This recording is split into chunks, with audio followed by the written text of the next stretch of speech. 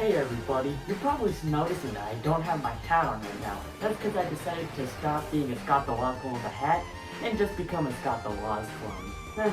Look at that, I even have a desk full with my favorite stuff. That hat was a pain to use. I couldn't see anything, so I'd constantly be running into a wall, and no one could ever take me seriously while I was wearing it. But that's not what this video is about. It's about me talking about my game collection. For the third time.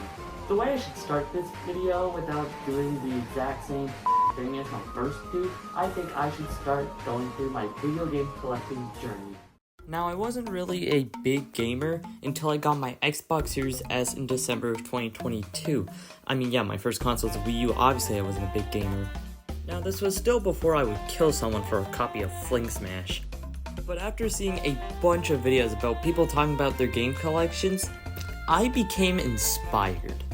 So on May 24th, 2024, I moved all of my games to one shelf and I started collecting. Now you're probably wondering how I had so many games when I just started collecting. That's because I never ended up actually selling any of my games when I was a kid. Probably because I didn't know you could. Now there's a lot of small things that are way different from when I used to collect. Like, my top row isn't completely filled out, but that's because it couldn't fit DVD-sized cases because it was just too short for some reason. Then there's also the fact that half of my Wii games were Lego games. Oh yeah, only the necessities. My Wii collection was actually way smaller than before. Like, I only had like half the amount of games that I do now. Look at this idiot. He didn't have Super Monkey Ball Step and Roll. My Wii U collection is very similar to how it is now. I've gotten a few games since, but not too many. My Switch collection was a lot smaller than I thought. I didn't know I've gotten so many since then.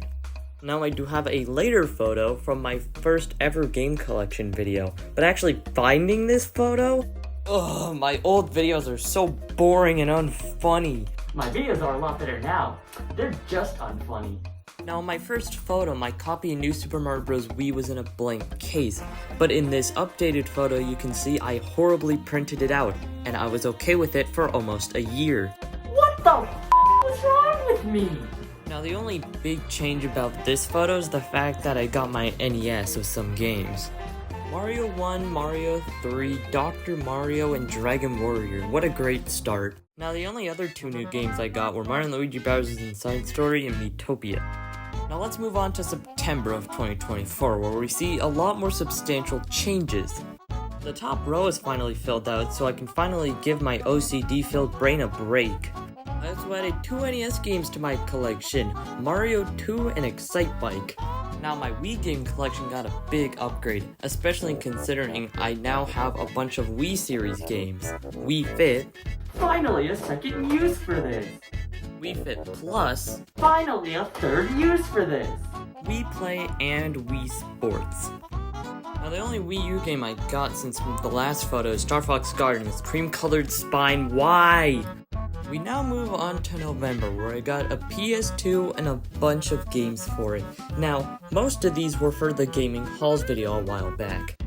We also got two more NES games now, Adventures of Dino Ricky and Yoshi's Cookie, truly some of the best games of all time. My Wii collection also got a bunch of grid editions, Big Brain Academy, Chicken Shoot, and Madden 08.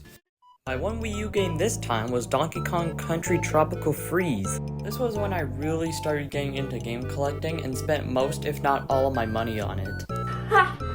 What is this bullshit? Then we have my game collection today, with over 200 games from a bunch of different systems. The collection starts off with my DS and 3DS games. Now I have a lot of weird games for these, like Yogi Bear and Wink's Magical Fairy Party, and also all of my Dora games. And I couldn't possibly forget Scooby-Doo in the Spooky Swamp, but of course I have some amazing games here too, such as Mario and Luigi Bros. Inside Story and Mario 64 DS. And then there's Brain Age 2, I guess. And then there are my 3DS games, which just get cut off down here too. But I have some amazing first-party titles here, like Mario Kart 7, Mario and Luigi Dream Team, Miitopia, Luigi's Mansion Dark Moon, And all these other games are great too, like Angry Birds Star Wars. And then we have my NES games here. Definitely a huge improvement from back in November. We do have most of the major games here, except Ice Climber and Zelda 2.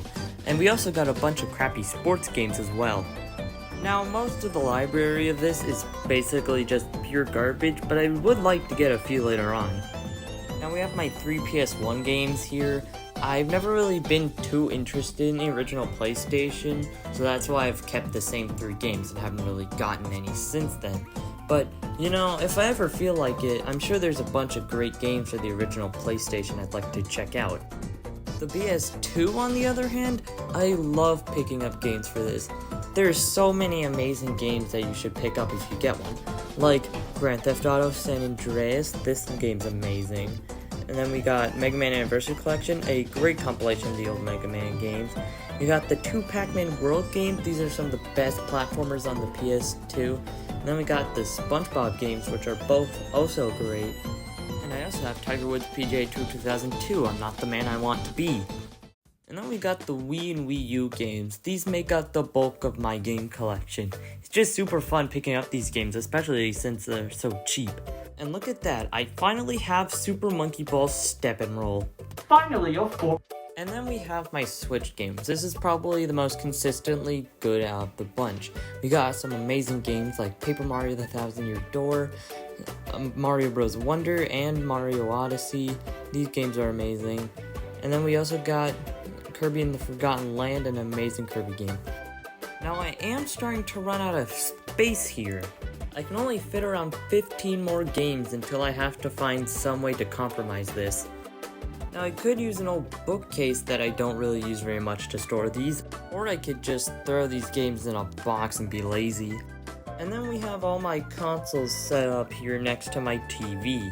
Behind is an absolute mess of cables, but I do have some consoles plugged into a surge protector so it's not a huge fire hazard. And then I store a bunch of my extra cables and controllers in a box, all labeled in plastic bags so I don't forget which one's which. And then I have a closet where I store my plushies, game boxes, my Wii Balance Sport, and my Minecraft Movie McDonald's meal. Like, sure, this is just how I've been collecting, but, you know, everybody collects in their own different ways. Like, for example, we have the casuals, the kind of people to play Animal Crossing, Minecraft, and Mario Kart till the end of time. The type of people who look at a Wii U gamepad and go, What the is this? and then there are the real gamers, as they call themselves, who think Nintendo is the reincarnation of Satan and only play sports games and Call of Duty. And then there's the people who have no life and have walls stacked with games. Sure, I have a wall stacked with games, but not nearly to the degree of these other people. And then there are people who never open their games and just buy them for their monetary value. Why? Like, what's the point of buying a game and then just throwing it on a shelf and forgetting about it? Fair point. But there's a difference between buying a game to show it off and buying a game to play it but not getting to it. Now, after all that, I think it's about time we get into my favorite parts of my collection. I'm not doing repeats from the second episode, so here we go. My copy of Mario and Luigi Brothership. I do think this is an amazing game, but the reason it's here is mostly because I pre-ordered it, so it came in this little cardboard sleeve, but I just use it as a display because it actually put the game in here. Sure, it looks really cool, but it's way thicker than all my Switch games, and since I have horrible OCD, I would never be able to look at this game the same way again if I put it on the shelf like this. A dual one here, wipe out the game and Wii Fit. Now you're probably wondering, what do these two games have to do with each other at all? It's actually because I got these copies from a friend who had 2 copies of this game. So, thank you for that. The Nintendo Labo VR kit. Now, this is just a dumb little time waster, but the reason it's here is because I sold my original Switch after I got my Switch 2. So now this is completely useless. Kirby's Adventure on the NES. Now, this is my favorite NES game, but I spent $50 on this. Not very proud of that, especially considering I already beat it on Nintendo Switch Online. I just really wanted to have the physical cartridge. Despicable Me the game. Now you're probably wondering why I like Despicable Me the game so much. And that's because it was actually my 200th physical video game, which is pretty interesting to me. And then there's all of my LEGO games. Now, if we're including the DS versions of console games I have, and my second copy of LEGO City Undercover, then I have 31 LEGO games. Well, 27 physically, 4 digitally. So I have almost every TT Games made LEGO game. I have no life. Someone please help me. Now let's hone in on a specific few here. We got LEGO Star Wars The Complete Saga, LEGO Star Wars 3, and LEGO Indiana Jones 2. But I'm also going to pair this with New Super Mario Bros. Wii and Green Lantern Rise and Manhunters, as these both have the same problem. Now, as you know, New Super Mario Bros. Wii had a red spine, and that's fine, it's a Mario game. And then a lot of LucasArts games had yellow spines, but at least they're consistent with being inconsistent. Or were they? Because with LEGO Indiana Jones 2, they decided to do a brown spine. And then with LEGO Star Wars 3, The Clone Wars, they decided to do a blue spine. And, you know, this isn't part of the LucasArts thing, but with Green Lantern Rise of the Manhunters, it has a green spine. Like, make up your damn mind! And finally, Darksiders 2 on the Xbox 360. Now, there's not really anything special about this copy of Darksiders 2, except the fact that I don't have an Xbox 360, so I physically can't play this. Now, a lot of people consider all this to be a huge waste of money, and they'd be right. Man, I knew I should have become an accountant.